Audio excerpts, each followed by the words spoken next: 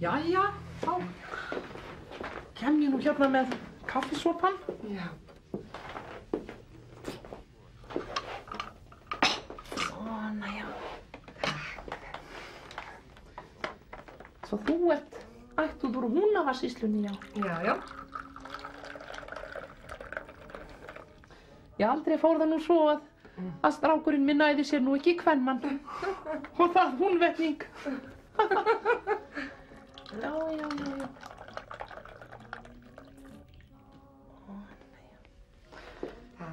Gjör þetta svo vel.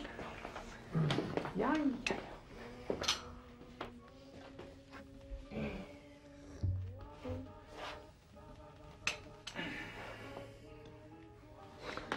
Hvað ertu komin langt á leið? Rúma 5 mánuði. Að hugsa sér bara. Litli strákurinn minn bara byrjaður að ríða. Mamma. Æ, fyrirgefðu. Tíminn líður bara svo hratt.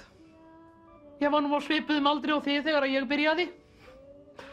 Kynntist svo yndislegu manni. Löngu áður en að pabbi þinn kom til sögunar.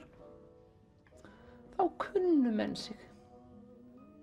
Nú vill fólk alltaf vera sjúgandi og sleikjandi hvert annað. Það finnst mér svo ódannað. Þið ekkert í því, það? Mamma. Fyrirgefðu ég nú bara að reyna að spjalla hérna við tengdadóttur mína tilvonandi. Jæja, svo þú ætlar að verða kennari, vinnan. Já. Ég þekkti einu sinni mann sem var kennari. Alveg yndislegur maður. Hann kom mér upp á lagið með að gera það aftan frá. Það fannst mér nú gott og svona skemmtileg tilbreyting. En pabbi þinn var nú ekki hrifinn af því. Mamma. Má bjóða ykkur kleinur? Já, takk. Hvort finnst þér betra að fá hann framan eða aftan frá? Mamma, við komum ekki hérna til að ræða kynlíf okkar, sko. Ég meina, getur ekki bara að tala saman eins og velnett fólk? Nú, já. Svo ég svona leiðinleg, já.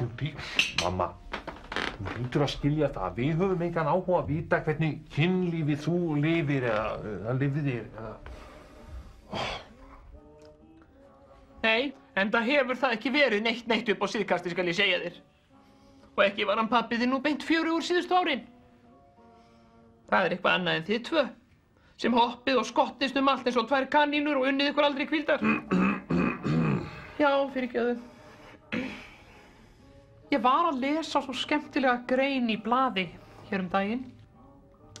Hún var það að fólk var svo mikið byrjað að vilja vera í trekant. Mamma! Fyrirgefðu. Hvað finnst þér það? Hvað finnst mér hvað? Hefur þú prófað að gera það þannig?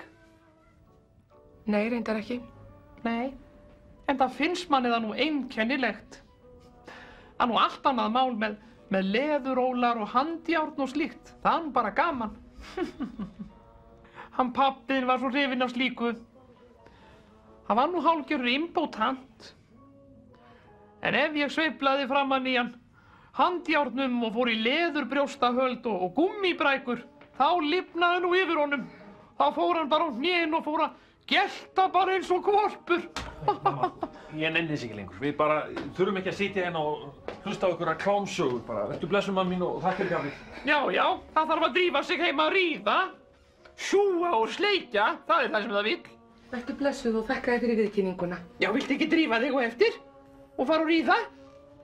Sjúga og sleikja, drífa sig. Það þarf að sjúga og sleikja. Hola! Ég hænsnabbanni hérna atriðin á undan og komin hingað til að hitta hana mömmu þína. Guava, è Rubio. Un buon bacalao. Mamma, quiero